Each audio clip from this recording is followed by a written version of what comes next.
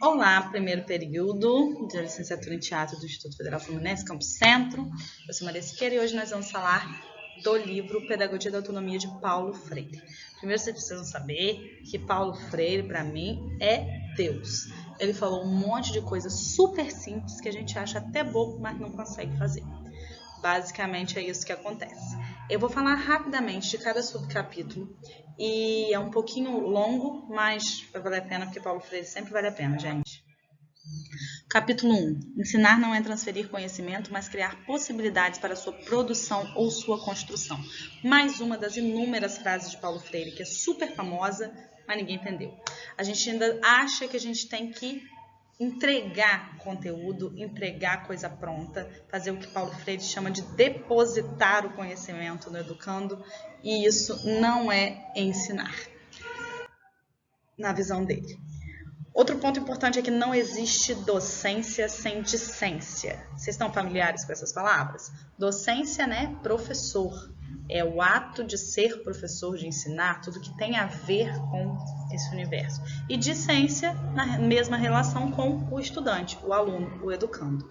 Então, não existe professor sem estudante. Óbvio. Só que não. Quantos professores já humilharam a gente dentro de sala de aula? Quantos professores agem como se não precisassem dos alunos? Como se os alunos é que precisassem dele? Então, esse é um lembretezinho para o nosso ego de professor. Você está aí para servir o estudante, não o contrário.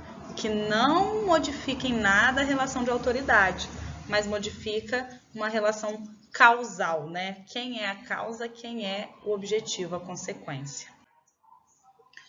Paulo Freire explica para a gente um conceito muito famoso dele, que é a educação bancária. No banco você vai fazer o quê? Saca o dinheiro, deposita o dinheiro, né? Transfere o dinheiro, tira o dinheiro, coloca o dinheiro. É uma coisa, é um montante de coisas que eu posso passar de um lugar para o outro. E aí ele diz que a gente faz isso com a educação. A gente acha que a criança vai entrar na sala de aula, ou o adulto, ou né, qualquer idade do educando, que vai entrar na sala de aula, eu vou abrir a cabeça dele com um abridor de lata e vou depositar o conhecimento, fechar, tá tudo certo. E quanto melhor ele compreender o que eu quero passar, deu certo. Então, ele tem que entender exatamente o que eu estou dizendo. Aquela clássica de matemática que o estudante fez uma conta diferente, o professor não aceitou porque tem que responder do jeito dele.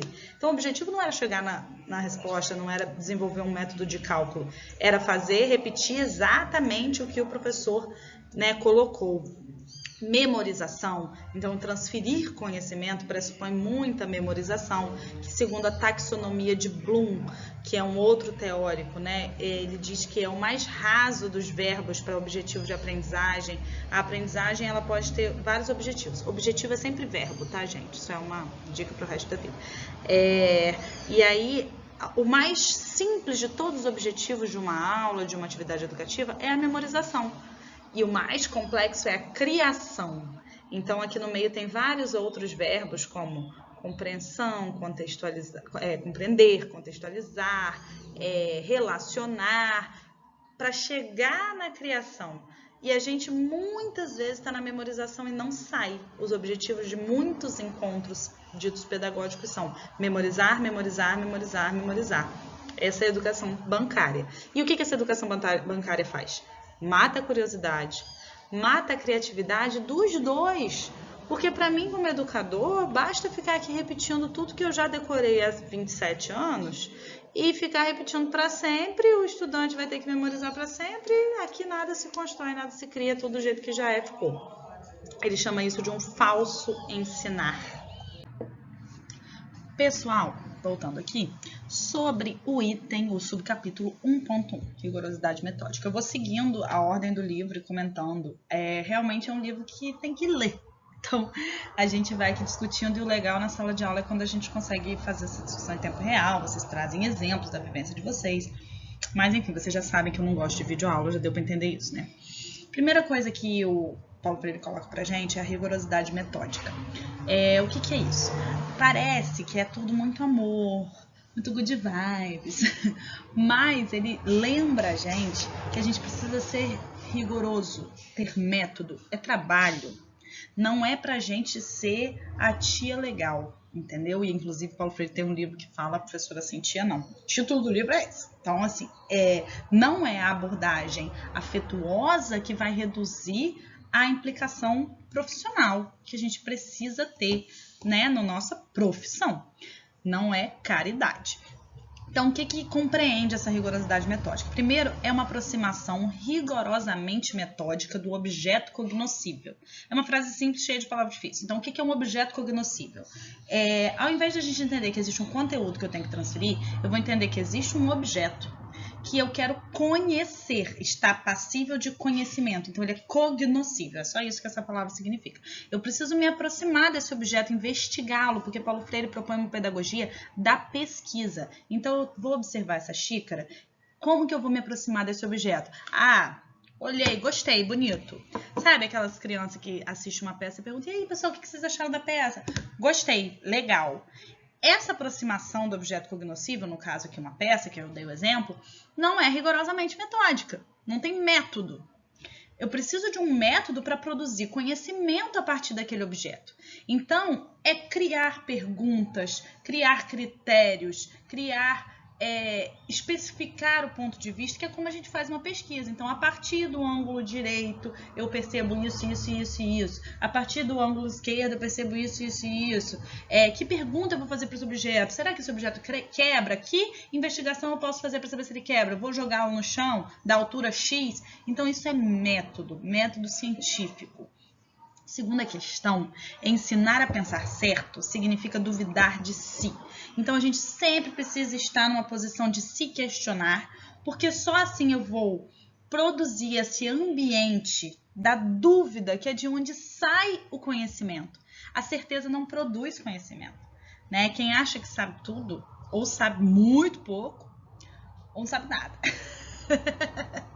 Porque é impossível, né? A gente só produz conhecimento quando a gente duvida, quando a gente investiga, quando a gente pergunta, quando a gente entende que o mundo é um grande mistério. A leitura verdadeira compromete de imediato. Isso também é muito bonito da parte de Paulo Freire, quando ele coloca pra gente que quando eu leio algo, eu preciso me comprometer automaticamente, senão eu não estou lendo de fato. Eu estou ali sabendo, recebendo a informação, né, bancariamente. Então, tudo que eu leio precisa me transformar, me comprometer, me modificar. Isso tem muito a ver com muitos autores de teatro político, por exemplo, que falam: eu não quero que o meu espectador vá à peça e vá embora, tá, o povo sofreu lá, mas a vida é outra coisa. Não, eu quero que aquilo comprometa o meu espectador. Então, o Paulo Freire fala que eu preciso me comprometer da leitura, e a leitura para Paulo Freire não é ler livro.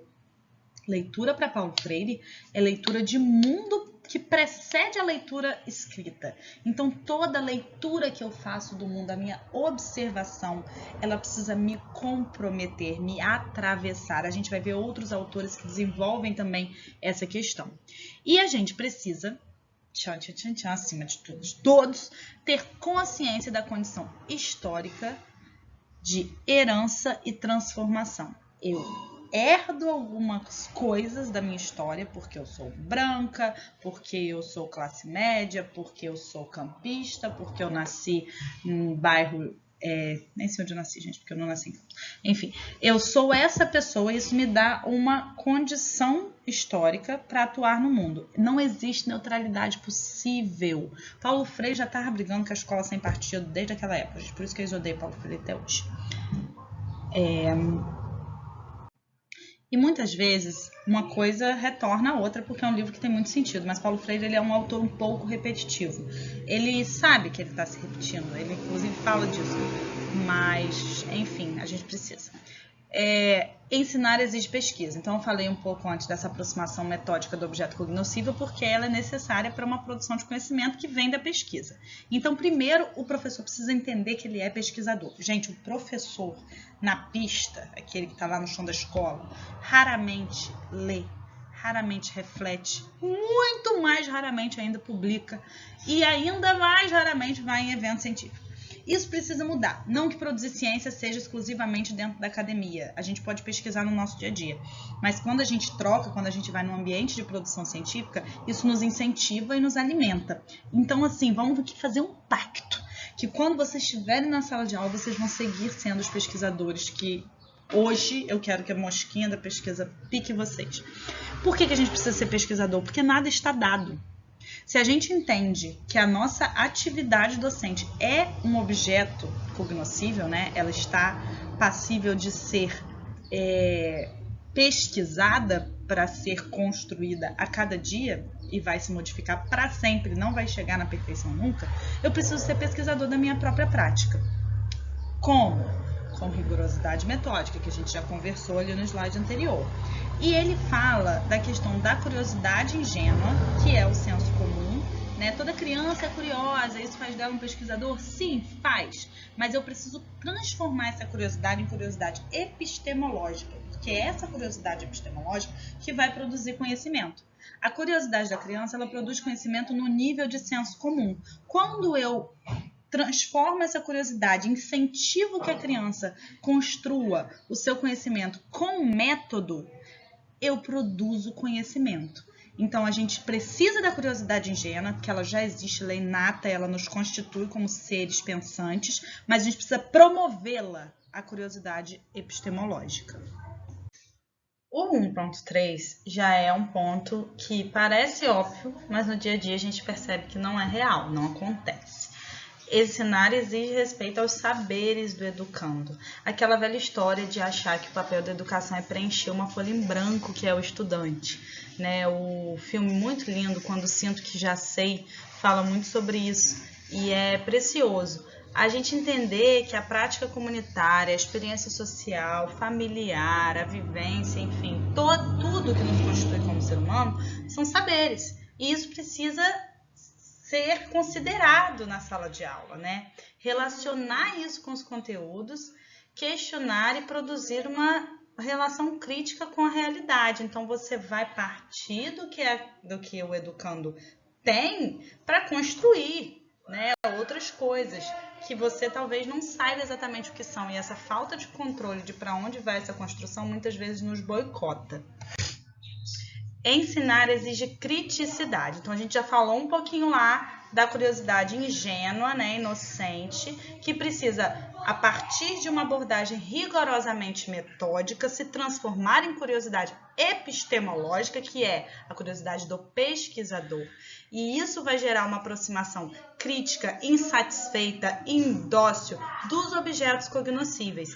Quer dizer que eu não vou me aproximar do objeto, eu vou me aproximar investigando, criticando, não criticando no sentido de falar mal, tá, gente? No sentido reflexivo, filosófico. Eu vou me aproximar dos objetos cognoscíveis com uma postura ativa. É isso que a gente quer promover no educando. E é muito claro que a gente só promove no educando aquilo que a gente promove em nós. Ensinar exige estética e ética. Essa é a minha parte favorita, é a minha dissertação de mestrado, porque é o que nos toca enquanto artistas da cena. A gente entender que a comunicação, ela não se dá apenas de forma racional, mas de forma sensível. A comunicação é estética. O como eu falo influencia o que eu falo, tanto quanto o que eu estou dizendo, tanto quanto o conteúdo. A forma influencia o conteúdo enormemente. Quer ver um exemplo muito fácil de entender isso? É, por exemplo, quando a gente tem um professor que não é nenhum PhD gênio universal de alguma matéria, mas a gente entende o que ele diz. E quando a gente tem aquele cara que é o PDG total e ninguém sabe do que ele está falando. O cara tem 57 doutorados, já viajou para 23 países, já pesquisou, já escreveu livro e ninguém sabe do que ele está falando. Então, assim, isso é uma questão da forma, porque o conteúdo ele tem. É uma questão estética, como eu me coloco. E aí Paulo Freire enumera pra gente, ele traz umas palavras nos neologismos dele, boniteza é uma das mais famosas. Ele fala que ensinar exige decência, boniteza, pureza, respeito à condição humana. A gente tratar o outro como ser humano. Óbvio, Maria, eu tô educando o quê? Animal? Gente, a forma como a gente trata, ou como a gente foi tratado, né, enquanto educando, muitas vezes foi desumana. Desconsiderando atravessamentos sensíveis, desconsiderando história de vida, desconsiderando sentimentos, sensações, isso é desumano. Então, a gente tem que se comprometer com a humanidade. O que é eminentemente humano? A formação ética e moral, que os animais não têm. A gente precisa se comprometer que a educação nunca vai ser neutra em nenhum campo. E Paulo Freire traz essa ideia de pensar certo. Então, tem um monte de coisa que ele acha errado. Então, vamos o que é o certo, né? Ele cria esse conceito do pensar certo, que é estar disposto a mudar, a assumir-se em sua inteireza com o que você tem de bom, de ruim, isso tudo te constitui o professor que você é. Você precisa partir daí. E promover uma profundidade na compreensão e na interpretação dos fatos. Nada é simples, nada é igual para todo mundo, são seres humanos em relação. Ensinar exige corporeificação das palavras pelo exemplo. Eu falei um pouquinho antes que a gente só consegue promover no estudante aquilo que a gente promove em nós, né? Isso é muito comum, senso comum. A palavra ajuda, o exemplo arrasta. Tem um ditado que fala alguma coisa nesse sentido, vocês devem saber. Faço o que eu digo, mas não faço o que eu faço, não funciona muito bem, né? Então ele fala, pensar certo é fazer certo. Aí a gente tem uma galera que está estudando Paulo Freire e ensinando Paulo Freire no Cuspe-Giz, mandando a gente memorizar o Paulo Freire. Então, assim, é mais fácil falar do que fazer, né? A gente está tentando, a gente geralmente estuda o que a gente precisa aprender, a gente não foi educado de forma realmente freiriana, dialógica, horizontal, não foi, é sempre um desafio, mas a gente precisa pelo menos tentar fazer certo. Acho que eu sou mais boazinha do que Paulo Freire, que pensar certo é fazer certo. Eu estou tentando ainda, né, então, desse lugar. Mas a gente precisa se colocar num lugar de revisão de si o tempo todo para a gente caminhar na direção disso. É um processo de muita generosidade e ser professor nos coloca num lugar de muito orgulho, porque é um lugar de poder. Dentro da sala de aula, a autoridade é sempre um lugar de poder. Então, a gente precisa colocar nossa generosidade acima da nossa vaidade, o que é sempre um desafio. E comprometer as nossas atitudes. 1.7. Ensinar exige risco, aceitação do novo e rejeição a qualquer forma de discriminação. O bom é que os títulos são autoexplicativos, né? A gente praticamente já pode contar que entendeu tudo. Então, assim, Paulo Freire fala pra gente de estarmos abertos. Estar aberto significa estar vulnerável. É o risco de ter tudo que a gente acreditava invalidado, questionado, colocado à prova. E esse é o processo de construção do conhecimento. Quando a gente está muito inseguro, a gente não consegue se abrir para o risco. Mas quando a gente tem uma rigorosidade metódica, uma confiança de que a gente estuda, de que a gente está buscando, né, construir o melhor professor que a gente pode ser, a gente tem coragem para ser humilde, coragem para ser vulnerável. E isso faz de nós melhores professores, porque você não está se colocando numa posição de quem sabe tudo. A posição de quem sabe tudo é muito mais perigosa, porque ninguém sabe tudo. Então você pode a qualquer momento ser desmascarado. Mas a posição de quem está aberto, ela é arriscada no sentido de que você não tem o controle, mas você não tem como cair do cavalo. O critério de certo, errado, bom, ruim, não é cronológico, o que significa que não é porque eu sou mais velho que eu sei mais. Né? Tem um ditado oriental, não sei de onde, que diz que algumas frutas apodrecem antes de amadurecer. Então, não é porque é uma criança que te trouxe um questionamento que ele é menos válido do que o de um adulto. Né? E nem o contrário. A gente vai avaliar e discutir com respeito e humanidade com cada ser humano que se coloca pra gente, né? A rejeição à discriminação, ela está muito em voga hoje, muito mais do que esteve na época de Paulo Freire. Então, ele precisava explicar, por exemplo, que racismo não é legal. Eu entendo que eu não preciso gastar muito tempo com isso, porque hoje nós vivemos formas mais sutis, então a discussão ela é mais complexa, né? Não vai ser aqui numa frase que a gente vai dar conta dela. Mas é legal entender que Paulo Freire já estava incomodado com a discriminação, não só racial, tá, gente? Social, muita gente entende que se vai trabalhar com pobre, tem que levar tudo porque eles não têm nada. Quem nunca ouviu isso? Eles não têm cultura. Não existe, gente, nenhum lugar que não tenha nada, muito menos que não tenha cultura. A gente pode conversar um pouco mais sobre isso também, mas também é uma forma de discriminação. Pensar certo como ato comunicante. em relação com objetos, sociedade e indivíduos.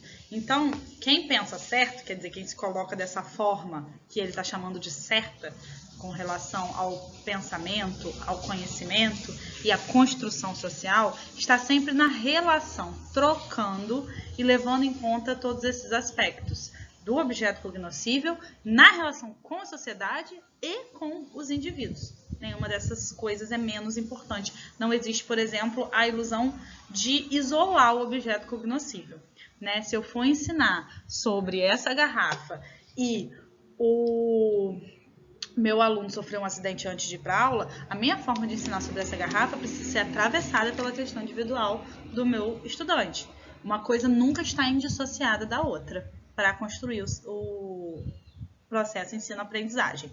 E aí a gente precisa desafiar o educando a produzir a sua própria compreensão, ao invés de entregar uma compreensão que é nossa, que às vezes nem é nossa, que às vezes a gente comprou pronta e a gente nem sabe como chegou até nós, né? Então é uma questão de desafiar, provocar. Esse é o nosso desafio. O nosso desafio é desafiar o educando. Porque quando o educando produz uma compreensão toda dele, primeiro que ela vai ser única, segundo que isso é o que é invenção, gente. É isso que produz novas soluções no mundo. Se a gente vai só replicando, memorizando e repetindo, a gente não está produzindo conhecimento, a gente está só memorizando. E outra que... Aí eu falei uma coisa, esqueci. Tá, depois eu vou lembrar. Reflexão crítica sobre a prática. Que prática? A minha prática docente. Eu preciso me criticar, pensar sobre o que eu estou fazendo, avaliar o que eu estou fazendo, me colocar em xeque o tempo todo. Isso significa ter uma baixa autoestima? Não, somos lindas. Tô brincando. Mas significa que a gente precisa não estar num pedestal intocável, né? Agora... É esse equilíbrio entre a autoestima e a segurança de quem se forma, se reforma, se transforma, se questiona, com a humildade, né? As duas coisas para andar juntas que vão produzir essa reflexão crítica contínua sobre a minha própria prática.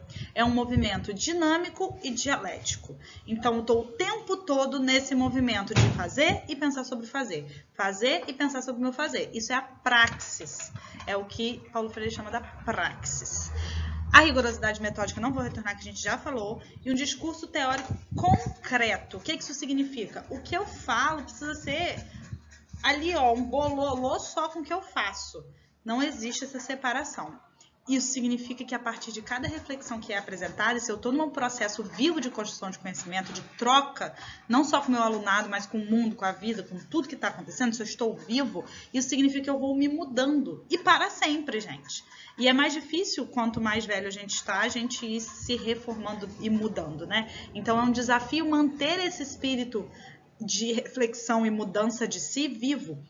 A gente pode se mudar por ruptura, aconteceu tal coisa, eu pensei tal coisa, eu descobri tal coisa, é uma ruptura que me promove uma decisão de mudar, então passa pelo meu livre-arbítrio, que vai me comprometer com novos compromissos e vai construir uma raiva do erro. É legal porque Paulo Freire absolve a raiva, né? O Good Vibes tóxico, ele tem nos privado do prazer de ter raiva. Mas Paulo Freire fala que a gente precisa ter raiva sim, a gente precisa ter raiva do erro, não é de mim que errei, ou do outro que errou, mas do erro em si, tanto numa escala pequena, quando, por exemplo, eu desrespeito um estudante, que isso acontece, já aconteceu com todo mundo, quanto,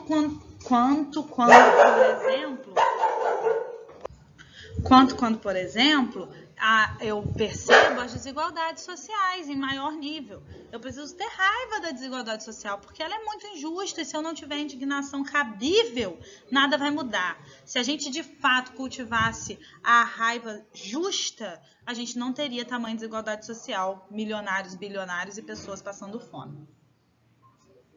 Aqui ele volta ao ponto da assunção da identidade. A gente já falou um pouquinho sobre isso lá atrás, que eu preciso entender que eu sou um ser social, histórico, pensante, comunicante. Então, eu sou a partir de um contexto, de onde eu nasci, onde eu vivo, o que eu faço. Historicamente, esse contexto ele não é estanque, ele tem uma herança. Eu penso e reflito sobre esse contexto, então eu não sou uma marionete. Eu comunico, então o meu pensar e existir influencia e troca com dos outros seres sociais. Transformo a partir disso, e Paulo Freire fala que a palavra pronunciada já é uma produção de mundo. Dessa forma, eu crio também e realizo sonhos. Eu sou capaz de ter raiva porque capaz de amar. Se eu amo a todos os seres, eu tenho raiva deles não terem, por exemplo, condições iguais, voltando ao exemplo anterior. E aí isso não significa que eu vou fingir que eu posso tudo. Eu sonho com um mundo melhor, então eu vou ter um mundo melhor amanhã. Plim, né? O Segredo, aqueles livros de cocriação. A cocriação é bem ativa, né? A gente trabalhando todo dia na sala de aula, onde quer que a gente esteja. Quando eu ignoro as forças obstaculizantes, que ele chama, né? Os obstáculos mesmo, por exemplo, o mercado, o capitalismo, ou um diretor que está me impedindo de fazer meu trabalho, às vezes são obstáculos bem pertinho de nós, às vezes são coisas bem grandonas. Mas quando eu nego essas forças, sejam elas do tamanho que forem, eu trabalho a favor delas. Porque eu não tenho como fingir que elas não existem, elas vão me influenciar. Então eu preciso reconhecer que elas existem para criar estratégias de desviar delas. O gesto do professor tem uma dimensão imensa na trajetória de qualquer estudante. Você lembra de algum professor seu? Algum professor que você curtia legal? Algum professor que era muito, muito difícil para você? Algum professor que te traumatizou? Ontem mesmo, anteontem, eu estava conversando com uma professora do meu filho que estava contando que largou uma faculdade por causa de um professor. Gente, olha só. Eu aprendi outro dia também essa frase que quanto mais poder a gente tem, menos a gente pode usar. O professor tem muito poder na sala de aula, pela própria conjuntura, né, que a estrutura da escola nos dá muito poder. Significa que a gente tem que tomar muito cuidado, porque uma palavrinha do professor, ela pode ter um peso imenso, imenso. Então, a gente precisa considerar essa dimensão do peso da vivência do professor na relação com o estudante. Esse capítulo, eu acho que tem uma historinha que o Paulo Freire conta também, que é muito legal. A importância das experiências informais, o que significa que a educação não se faz só na escola, isso é muito óbvio. Né? Às vezes a gente aprende muito mais na rua, enfim, em outros diversos lugares de convivência. A igreja é um espaço muito comum na nossa sociedade de educação, porque ela considera o ser humano holístico e não só a transmissão de informações, ela forma seres humanos. Enquanto a escola não entender que a educação é sobre formar seres humanos, ela vai perder esse lugar, né, que é da formação humana. Pedagogicidade da materialidade. Então, tudo que é material, vivencial, me forma, né? Não só o que me é informado. E o reconhecimento das emoções, da subjetividade, da intuição, tudo isso também me forma, é muito importante e é muitas vezes ignorado pela estrutura da escola, onde eu tenho um monte de estudante, eu não sei o que está acontecendo na vida de cada um, eu não tenho um segundo para ouvir cada um. Quando a gente chega num projeto, numa sala de aula, e a gente começa a se interessar pela vida do aluno, isso tem por si só um peso pedagógico maior do que qualquer informação que você possa trazer. Qualquer coisa que você trouxer vai vir cheia de significado, porque você vai poder dialogar com as realidades, com as vivências, com as subjetividades. É muito importante que a gente lembre-se o tempo todo que são seres humanos. E o sistema, ele está sempre não, né, gente? Existem alguns espaços protegidos, gaiolinhas de ouro. Mas, muitas vezes, o sistema tenta nos impedir de construir essa relação mais profunda, né? Capítulo 2 vai trazer para a gente alguns pontos. Ele já na apresentação ele traz para a gente a necessidade da vigilância constante da prática e da coerência entre a minha prática e a minha teoria, né? O que eu digo, o que eu prego. A manutenção dessa rigorosidade metódica e a negação das fórmulas prontas. Então, no primeiro subcapítulo desse capítulo, ele fala para a gente ter consciência do nosso inacabamento. Isso é muito...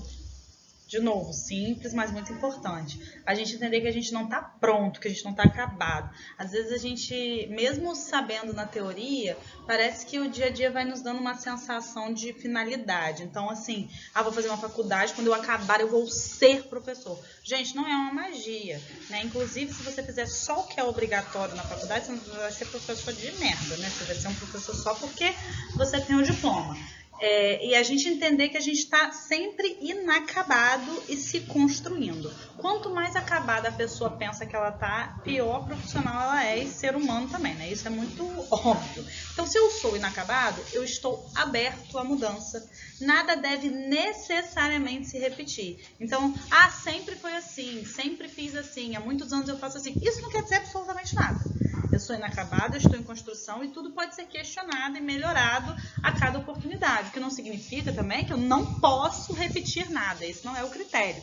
O critério é um critério reflexivo. Eu tenho uma consciência da minha vida como uma existência.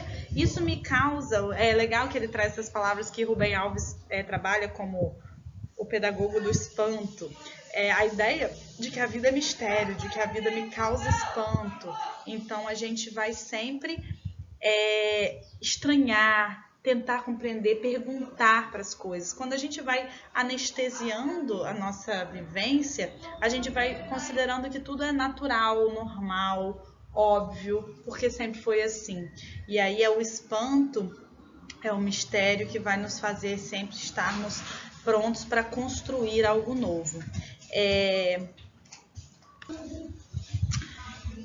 Eu não lembro o que queria dizer com cultura e linguagem, depois eu vou voltar lá, vocês vão lá, fiquem curiosos e vão ver. Mas ele fala da questão ética, né? Então, se eu tenho consciência do meu inacabamento e eu estou sempre experimentando e tentando, eu estou tentando me construir como um ser ético. E a nossa atitude ela é sempre capaz de intervir e de romper com a ética. Então, a gente tem que estar sempre atento, porque é sempre um risco iminente. Somos, então, aventureiros? Sim, estamos experimentando, tentando, construindo, mas responsáveis. O que não quer dizer que a gente não vai errar, mas quer dizer que a gente está entendendo a importância do que está fazendo, né? A implicação. Lembra no slide anterior, acho que foi no anterior, do impacto que tem a ação de um professor sobre um estudante, né? Somos seres culturais, o que significa que a nossa infância é maior do que de outros seres, porque nós temos aí mensagens milenares, né, dos nossos ancestrais que nos vão sendo passados. Nós somos os únicos animais que nascem com um cérebro que não passaria pela vagina da mãe, por isso a gente não nasce andando como os outros animais, né, porque a gente precisa terminar de se desenvolver fora do útero. Isso significa que a gente tem um monte de coisa diferente dos outros animais e muitas vezes a gente ignora isso e dedica a nossa vida a comer, sobreviver, reproduzir, morrer, como todos os animais. Lógico que de uma forma mais eficaz, ao invés da gente caçar, a gente tem que trabalhar para fazer compra no supermercado, mas se nossa vida se reduz a isso, a gente está se igualando muito, né? E outra coisa é que não há inexorabilidade possível se somos seres sociais, histórico-culturais. Não sei se é isso que está escrito porque a câmerazinha fica na frente para mim, mas é algo nesse sentido. O que é inexorável? É o que não pode ser mudado. Essa palavra é bonita, né, gente? Eu adoro essa palavra. Então, não existe inexorabilidade, não existe nada que não possa ser mudado na sociedade, porque nós somos seres histórico-culturais. Então, vamos pegar um exemplo que já foi derrubado para ficar mais fácil. Antigamente, as pessoas consideravam óbvio que a mulher precisasse cuidar dos filhos e ficar em casa. E isso não é inexorável, tanto que hoje nós mudamos. Então, só para a gente entender que tudo está para jogo, vamos dizer assim.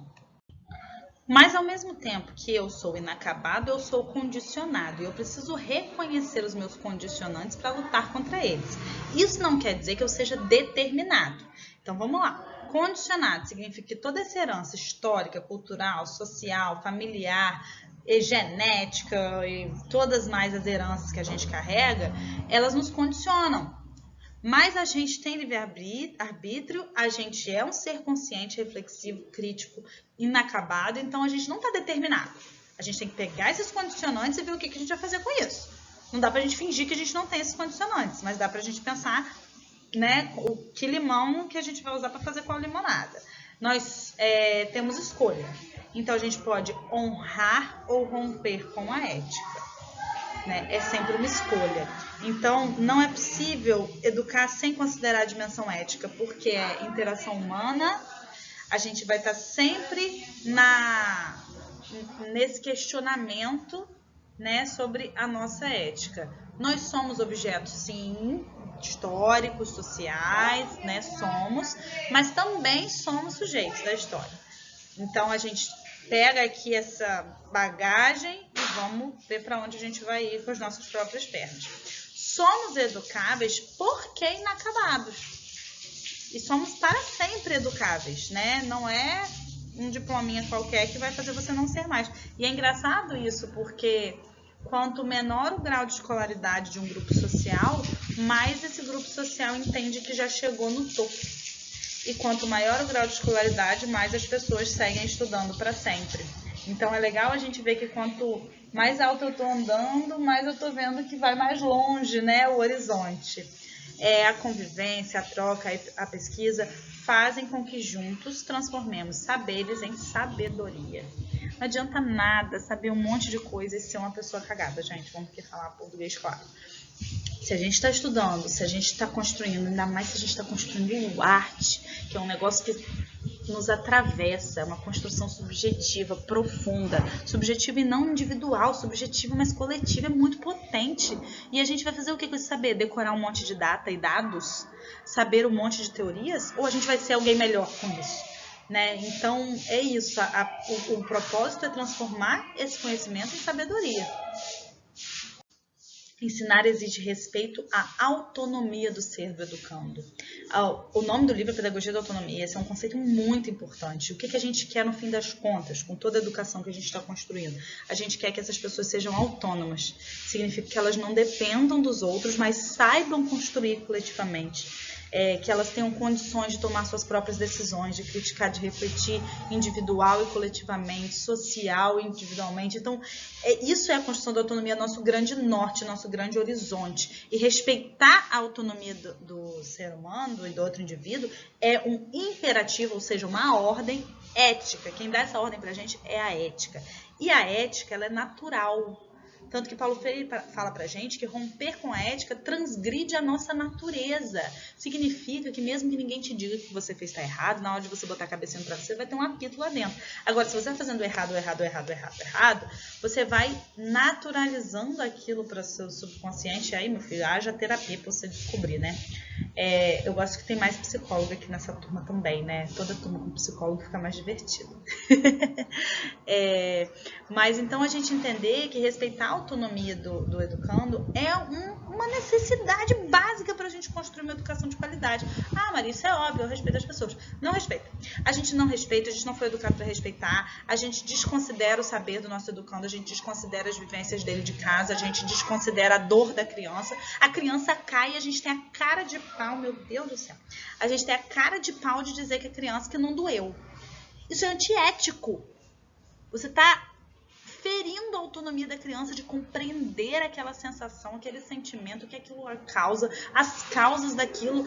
Gente, isso é uma violência. Então, o tempo todo tenho N exemplos de situações comuns demais, que a gente fere a autonomia, a construção do indivíduo e a gente desrespeita os nossos educandos.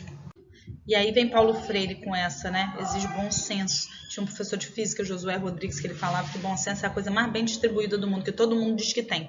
Mas, na verdade, eu acho que é bem mal distribuída, né? Porque quase ninguém tem. Mas ele fala que bom senso é a primeira medida do que é certo. Antes de passar pelo seu racional, o seu bom senso, seu instinto vai te dizer se o que você está fazendo é certo ou não.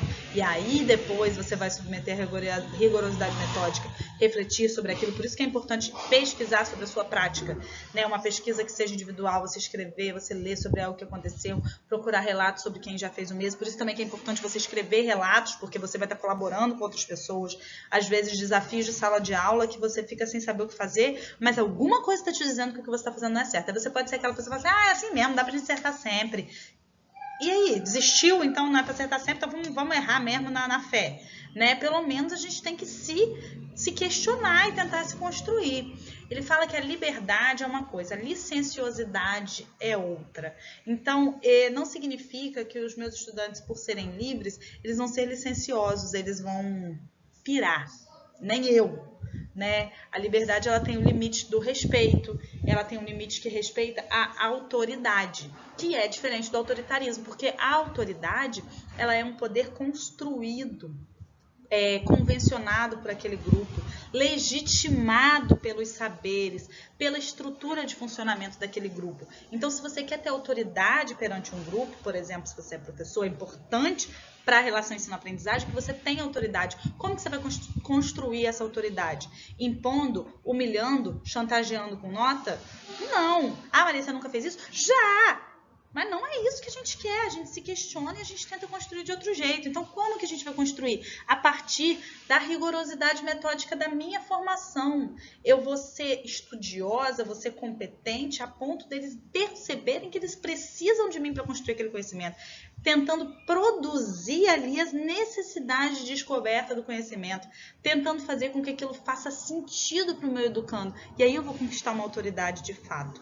Ah, Maria, isso você sempre faz isso, dá sempre certo. Não, gente, dá errado direto, tá? Não é conto de fadas.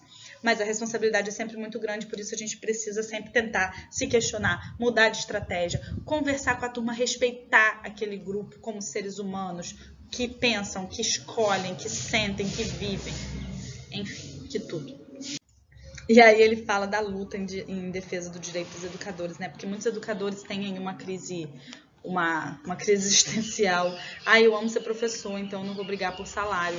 Não, se você acredita na educação, você não só pode, como você precisa brigar por salário, porque isso vai garantir que o seu trabalho seja melhor. E não só salário, condição de trabalho, né, reconhecimento, todos os direitos dos educadores. Então, lutar pelos direitos docentes é uma prática ética da educação. É necessário ainda e muito no nosso país. E não é só no nosso país.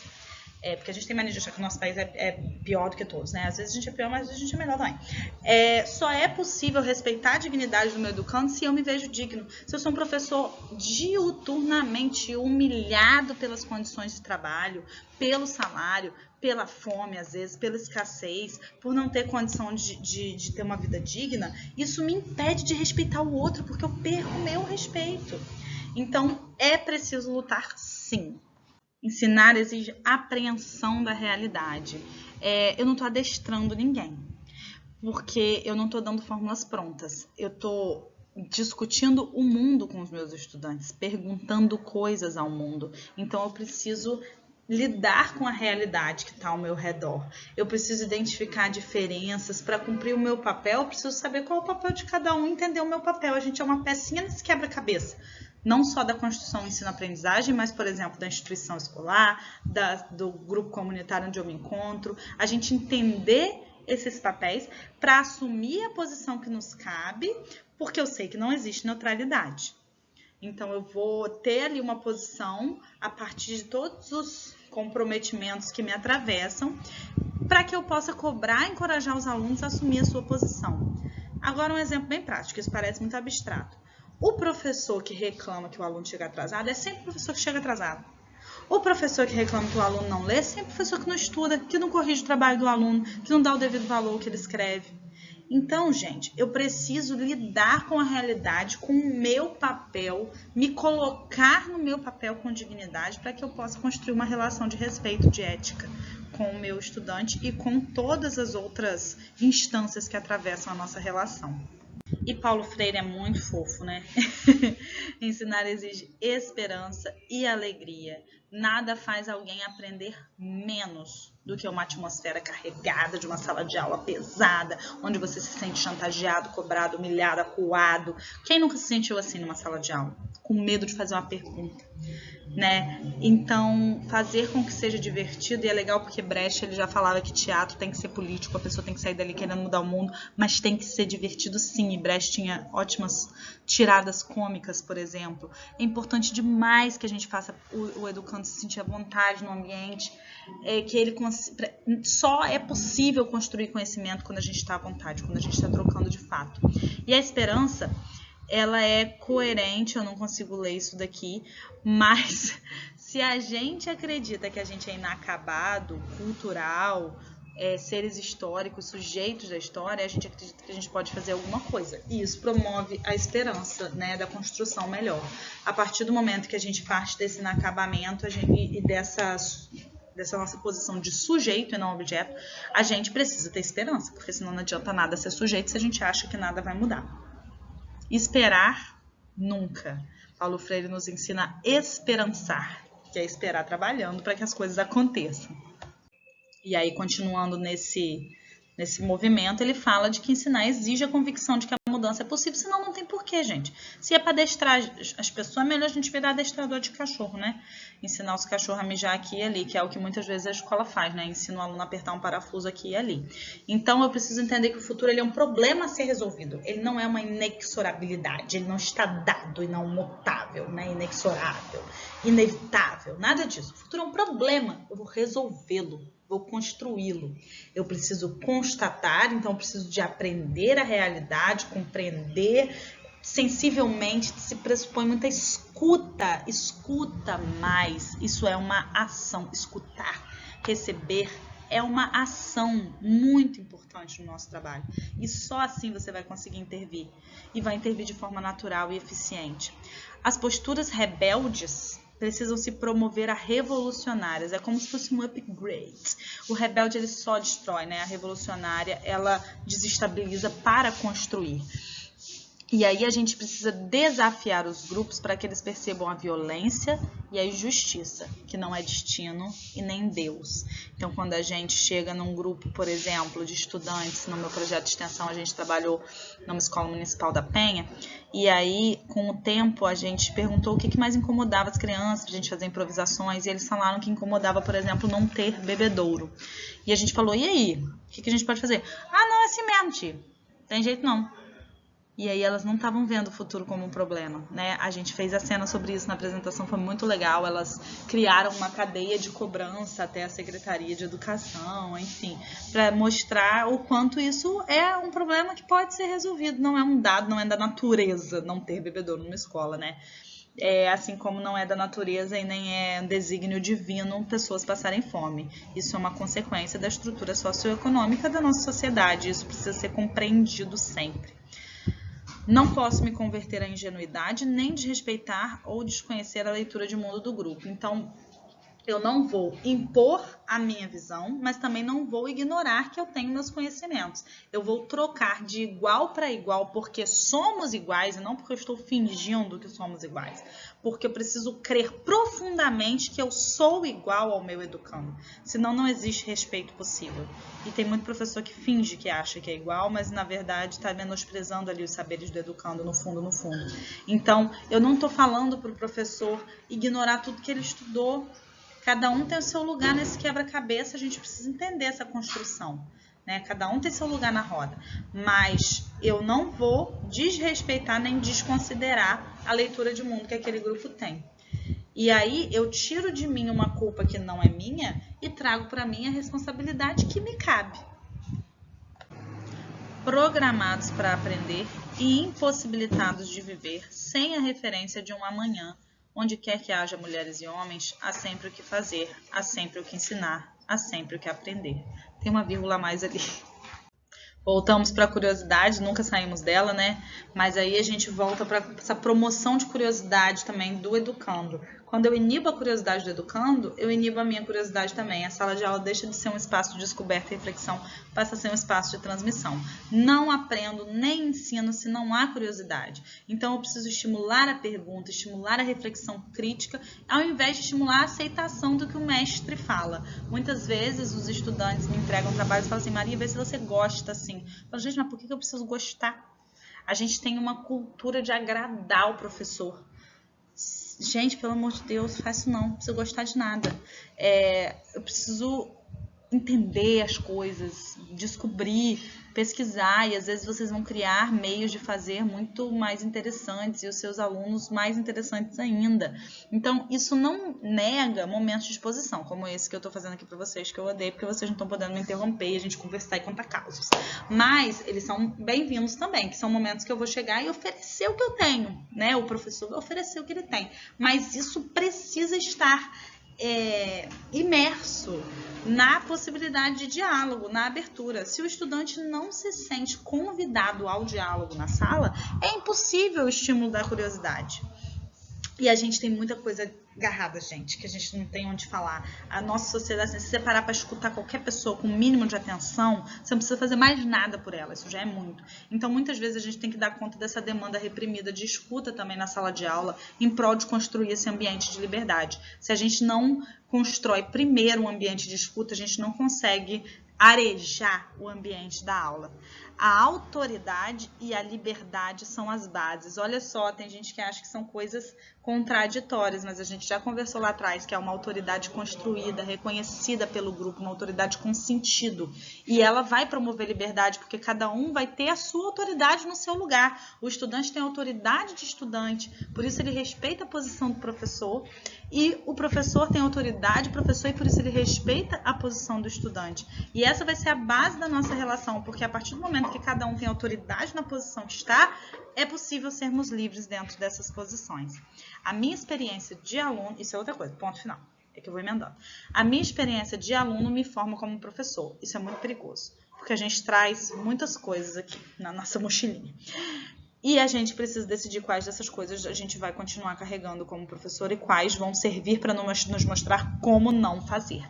E na hora do vamos ver, na hora que o calo aperta, a gente vai na nossa caixa de ferramentas e pega o que a gente tem. Por isso que é muito importante a gente se munir de ferramentas novas ou ferramentas que a gente acredite, sejam elas das nossas vivências ou não. Revisitar as nossas vivências, ver quais professores a gente admirou, quais a gente não quer repetir, e às vezes não é uma pessoa inteira que a gente admirou, é isso dessa pessoa, aquilo da outra pessoa, aquilo da outra pessoa, para construir em nós o professor que a gente quer. Porque se a gente não fizer isso de forma consciente, a gente vai fazer isso de forma inconsciente. Significa que na hora que der merda, você vai gritar com o estudante. Na hora que o bicho pegar, você vai fazer alguma coisa que você não queria. Começando o último capítulo, gente, eu sei que é meio longa essa aula, mas vamos lá, porque esse livro vale a pena, é uma aula sobre um livro inteiro que vocês com certeza vão ler, não vão nem precisar assistir esse vídeo. Só falei isso agora, né? Ensinar é uma especificidade humana. E aí fala do quanto o professor, para ensinar, precisa ter segurança de si, a gente falou um pouquinho disso lá atrás, uma autoridade democrática, que também a gente já falou, e sabedoria, que é o mais difícil, mas que é a gente sempre tentar se construir a partir do que nos chega. Eu gosto muito desse porque ele coloca uma responsabilidade pra gente. A gente tem que ter segurança. A gente só vai ter segurança se a gente tiver competência profissional. Tem que estudar, tem que se formar, se reformar, se questionar e pesquisar. Senão você vai ser um professor inseguro. E um professor inseguro é um professor que humilha. É um professor que coage o estudante, porque ele tem medo de ser colocado à prova. E isso é generoso. Você estudar, você se formar, você se questionar, você ser um professor melhor, é generoso, porque não é para você, é para o seu estudante. A incompetência profissional nos desqualifica a sua autoridade. Então, se você é um professor incompetente, você não vai conseguir ter autoridade, você vai precisar se tornar autoritário, mas a competência não garante a sua autoridade democrática. Pode se converter em autoritarismo. Então, nós temos também pessoas competentes do ponto de vista técnico que são autoritárias, e para mim isso significa que elas são incompetentes do ponto de vista humano. A generosidade, que é o grande objetivo da nossa atividade, né? A nossa atividade é para o outro. A rebeldia de liberdade é a ordem. O que isso quer dizer? A rebeldia da destruição pura e simples, ela é o caos. Mas a rebeldia que promove a liberdade, que constrói, que luta pela liberdade, ela não é o caos, ela é a ordem. Apesar de ter um modus operandi muitas vezes caótico, que nos desespera, ela é a ordem. Então, incentivar a rebeldia, participar da rebeldia no sentido da produção de liberdade é um imperativo ético também. E a ética nos impossibilita da omissão.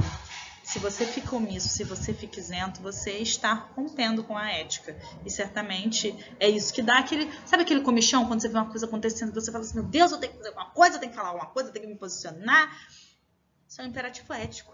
Se posicionar é um imperativo ético.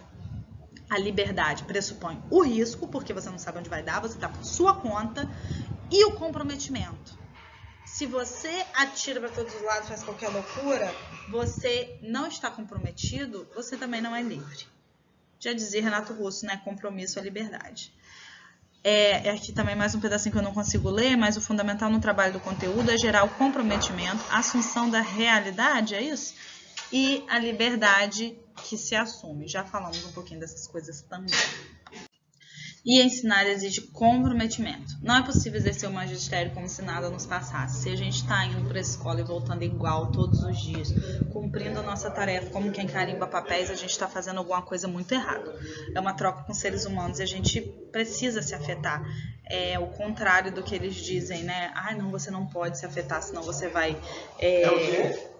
cansar, se estressar.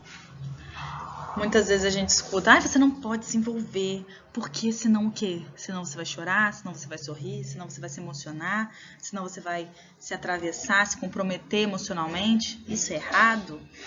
Paulo Freire dizia que não, concordo com ele. Assumir a própria ignorância, né? Então a gente se colocar num lugar de vulnerabilidade, de inacabamento, a gente já falou um pouquinho dessa questão, né?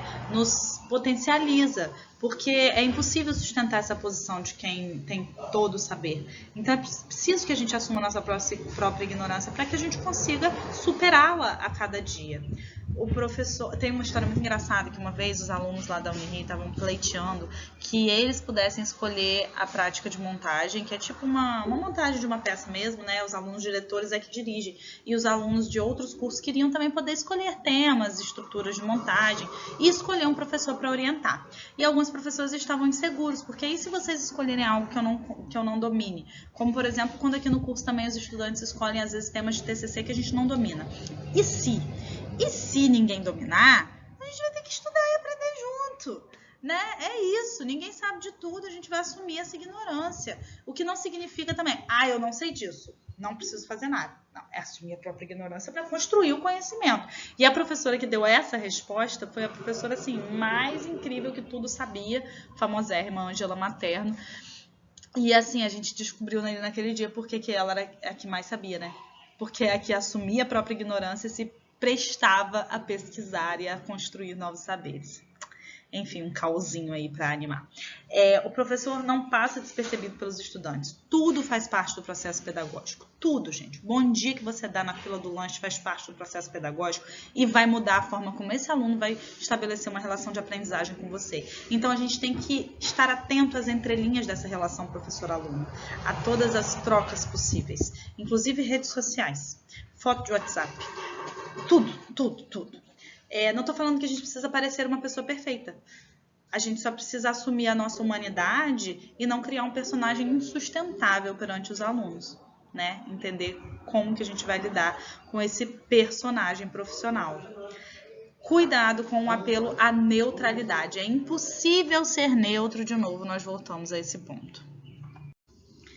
Ensinar exige compreender que a educação é uma forma de intervenção no mundo. Então, a gente entender que o fato de você estar em sala de aula, apesar de parecer muito recluso, se você fizer umas contas rápidas, você está influenciando em rede ali muitas famílias, muitas pessoas. E pessoas são o mundo, gente. Não tem nada mais mundo do que as pessoas que ocupam o mundo.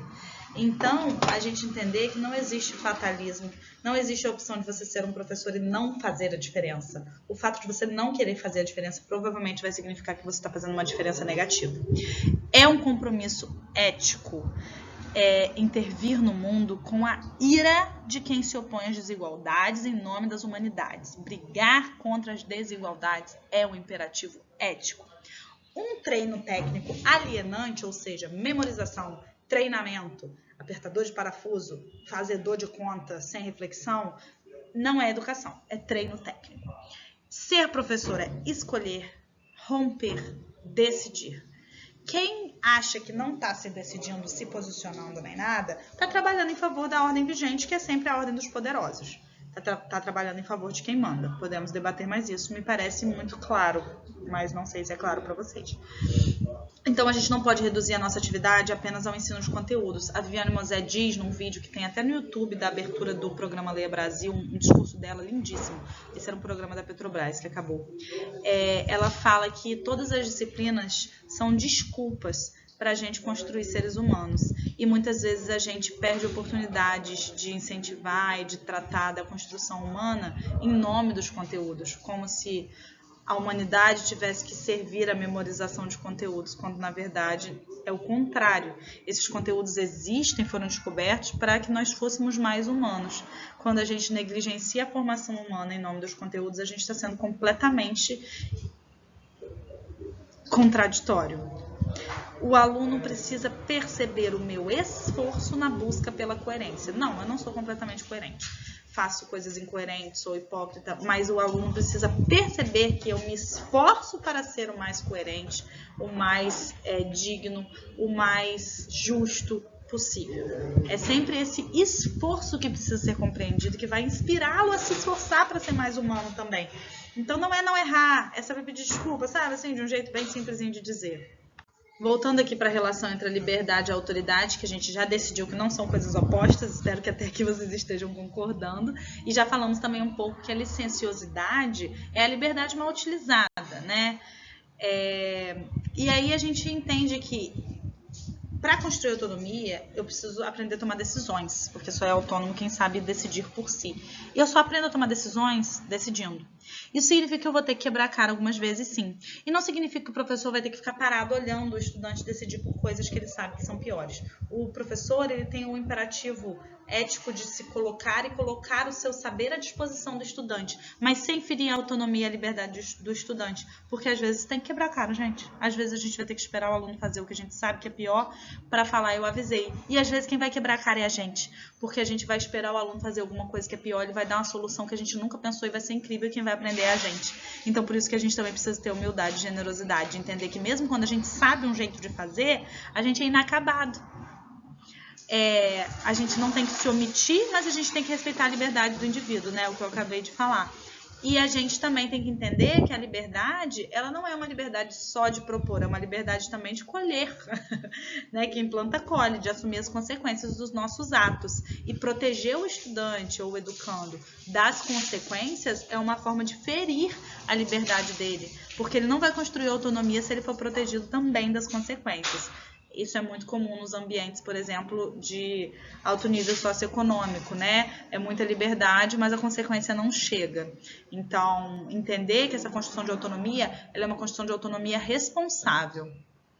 Ensinar exige tomada consciente de decisões. Uma vez que eu sei a importância do meu trabalho, que não é pouca, eu vou precisar me decidir o tempo todo sobre pequenas e grandes coisas. O tempo todo eu vou decidir o que eu vou privilegiar no elenco de conteúdos, se eu vou considerar alguma coisa, se eu vou chamar um aluno que está mais alheio, mais para perto, ou se ele precisa de um tempo, se eu vou cancelar uma aula em nome de um espetáculo. Tudo são decisões o tempo todo. Então eu preciso estar consciente do que eu estou fazendo para poder eu pesar essas decisões, buscando coerência com as minhas crenças e propósitos. Então eu preciso saber para onde eu estou apontando. Qual que é o meu horizonte lá? O meu horizonte lá é a construção da autonomia do educando, é a construção sociocultural dessa liberdade autônoma dele, e é nesse lugar que eu vou caminhar. Porque se eu não sei o meu norte, eu não consigo saber para onde que eu tenho que apontar minhas decisões. Eu vou apontar em nome de quê? Do conteúdo? Aí lembra que a gente falou? Eu vou subservir a humanidade em nome do conteúdo? Talvez não seja um norte muito favorável. A educação é inerentemente política e não tem como não ser. A gente confunde partidarismo com política. Acho que também essa discussão vocês devem estar familiares, podemos retomar em outro momento, mas entender que político é tudo que significa, tudo que lida com a convivência social e os arranjos que a gente cria para que a convivência em sociedade seja possível. E a educação, ela atua diretamente nesse lugar. Para que a educação pudesse ser neutra, não poderia haver nenhuma discordância entre os indivíduos a respeito da sociedade e suas configurações. Como a gente não está todo mundo de acordo, 100% da humanidade concorda que tem que ser como é, aí tudo bem, a educação é neutra, porque todo mundo concorda, não tem pelo que lutar. Mas como existem forças, eu preciso entender de que lado da corda eu tô, deixar isso claro para o meu estudante e deixá-lo à vontade para estar em qualquer lado da corda e a sala de aula ser esse lugar do puxa-puxa desse cabo de guerra que é a construção da sociedade.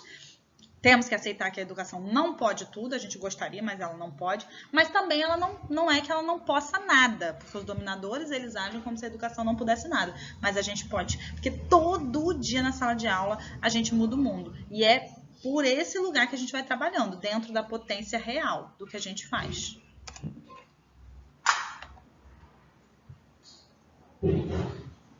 Acaba que as coisas vão se interligando, e eu já falei um pouquinho ali da necessidade da escuta, mas Paulo Freire gasta um tempo falando disso. E também já comentei que é uma coisa que a gente desaprendeu bastante na sociedade atual. A gente entender que a escuta horizontal pelo diálogo democrático, ela é necessária para a construção desse ambiente de aprendizagem. Eu vou escutar horizontalmente porque eu entendo que todos somos humanos iguais, importantes iguais, maravilhosos iguais. Então, a escuta precisa ser horizontal. Mesmo quando eu falo, e só eu estou falando, eu estou considerando que o outro é um sujeito. E muitas vezes eu já assisti palestras sendo mais sujeito do que participei de aulas práticas. Então, o formato, ele pode ajudar, mas ele não resolve. Quando falo, considero o outro como sujeito ativo da escuta, eu consigo respeitá-lo e escutá-lo. Porque às vezes a gente tem que escutar não só as palavras. A burocratização da mente constitui o conformismo, o determinismo, e a mente acaba demitida. Então, se a minha mente vira uma burocrata, eu não preciso mais refletir, construir, questionar, eu preciso apenas memorizar e organizar, arquivar, né? Como é na educação bancária, aí a minha mente ela vai sendo demitida. É muito bom esse termo, né? Demissão da mente. Eu não preciso ter uma mente, eu preciso ter apenas um arquivador aqui nesse lugar. Eu preciso resistir bravamente aos métodos silenciadores de ensino e avaliação, que são muitos, que estão onipresentes na nossa sociedade atual. E eu preciso estar atento para perceber se eu estou o tempo todo escutando, dando espaço para o indivíduo, dando espaço para o coletivo, dando espaço para a troca, dando espaço para o diálogo. A cada passo eu preciso me questionar, porque senão eu caio na cilada da burocracia que emudece, né? Que ignora o outro. É imperativo dizer, mas é imperativo deixar o outro dizer também. Ninguém aguenta monólogo, gente. Inclusive, se você quer ser legal, você fica quieto e escuta os outros, porque todo mundo precisa falar. O silêncio durante o qual fala quem escuta é intermitente e aberto. Então, quem está escutando precisa falar durante os silêncios. É bem confusa essa frase, gente. Eu vou ler de novo, porque eu me confundi aqui. O silêncio durante o qual fala quem escuta. Ah, sim. Se eu estou falando, há silêncios que me fazem escutar quem escuta. Né? Esse silêncio ele é aberto, ele é intermitente, ele é uma construção dialógica, mesmo que ele continue em silêncio, tá, gente? Quem escuta pode se colocar, mas pode se colocar através de olhares, através de posturas, através de vários sinais que nós que somos do teatro temos que ser os primeiros a considerar como formas importantíssimas de comunicação. Eu brinco que é a velha história do casal, né? Você não me ama, eu não disse isso, mas você quis dizer. Isso é uma escuta profunda do outro, que a gente muitas vezes ignora em nome do que é dito apenas verbalmente. Não há inteligência da realidade sem comunicação da realidade. O que isso quer dizer? Eu só entendo a realidade quando eu a comunico. Então, eu preciso que o meu aluno se faça sujeito da sua comunicação para que ele construa a sua própria realidade. Wittgenstein, Winnicott, dizia que os limites do meu mundo são os limites da minha linguagem. Então, quando eu ensino para uma criança que isso é uma garrafa, isso passa a existir para ela. E aí eu passo a construir um mundo com ela, porque se ela pega isso daqui, por exemplo, e chama de garrafa, ela está construindo um outro mundo. Foi um exemplo ruim, gente, mas eu quero dizer que comunicar é construir. Eu só aprendo quando eu comunico. Então, gente, ficar botando o aluno para só repetir e executar não gera nenhuma aprendizagem. Ele precisa agir, criar, falar, comunicar, escrever, se expressar. Eu não me anulo, mas eu escuto. Por quê? Gente, será que é tão difícil entender que a gente é só mais um na rodinha? O que você sabe é muito importante, mas não é mais importante do que o que o outro sabe. E a gente fala isso às vezes para os nossos estudantes, mas a gente considera que a gente está fora da roda. Que o que eu falo, sim, é mais importante do que o que os estudantes vão falar. Então, peraí, né? Essa regra não está valendo para todo mundo. O que cada um sabe é importante na medida de que cada um sabe aquilo. Se você só nega conhecimentos para os seus estudantes, você está sendo irresponsável. Se você coloca os seus conhecimentos como verdade única e nega a eles a oportunidade de comunicar os seus, você também está sendo irresponsável. E outra coisa, para além disso, ao comunicar seus conhecimentos e verdades, a pessoa elabora e constrói esses conhecimentos na medida que comunica. Então, só é possível conhecer e se conscientizar desse saber quando você comunica. Mais um motivo pelo qual é tão importante a gente promover a escuta mútua na sala de aula. Isso é uma promoção de um ambiente de respeito que a gente precisa treinar mais na nossa sociedade. Ensinar exige reconhecer que a educação é ideológica. A ideologia é a organização, exposição e ocultação de tais ideias e fatos. Eu sempre vou fazer uma escolha. Às vezes eu vou fazer uma escolha consciente ou não, mas ela sempre vai ser ideológica. E se ela não for consciente, provavelmente ela vai repetir a ideologia dominante. Então é preciso que eu reflita sobre a ideologia que eu quero replicar na minha sala de aula e que eu deixe isso claro para os meus estudantes. As desigualdades não são fatalidades, há sempre uma ideologia. Outro dia eu ouvi um podcast que o Gregório do Vivier participou do Mano a Mano, do Mano Brown, e ele falava de Cuba. Falava o quanto o mundo capitalista, o mundo ocidental, queima o filme de Cuba, né? Falando que lá, gente, Cuba é horrível. Só tem saúde, educação e segurança pública. O resto não tem nada. O que mais que você quer? Além de saúde, segurança e educação. Ah, não, mas não tem várias marcas de iogurte no mercado. Então a gente vê assim, que é uma ideologia que nos traz onde estamos. Essa mesma ideologia que prega que o nosso valor como coisa mais importante é ter várias marcas de iogurte no mercado, é a que produz famintos e bilionários. Então, a gente entender que as desigualdades elas são produzidas pelas ideologias e não o contrário. Os avanços só têm sentido se há serviço dos seres humanos.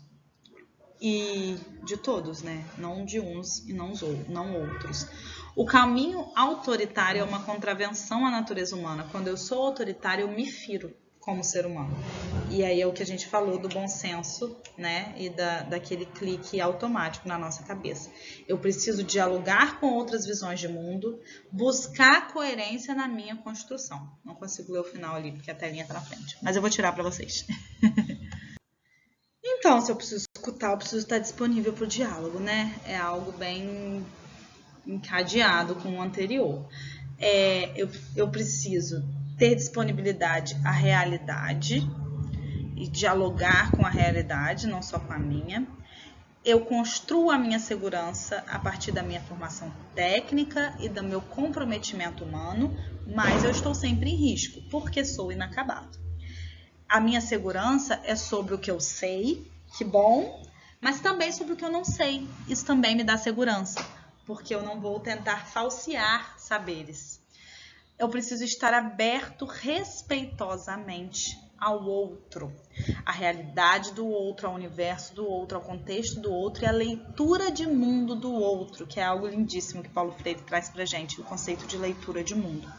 Toda comunicação, ela comunica algo de algum jeito, né? Lembra? Então, algo é o conteúdo, de algum jeito, a forma, a estética, em favor ou em defesa de algo ou alguém, ou de alguma ideologia, seja de forma sutil ou explícita. Mesmo quando é sutil, sempre é em favor ou em detrimento de algo, alguém ou alguma ideologia. Sempre importante lembrar disso.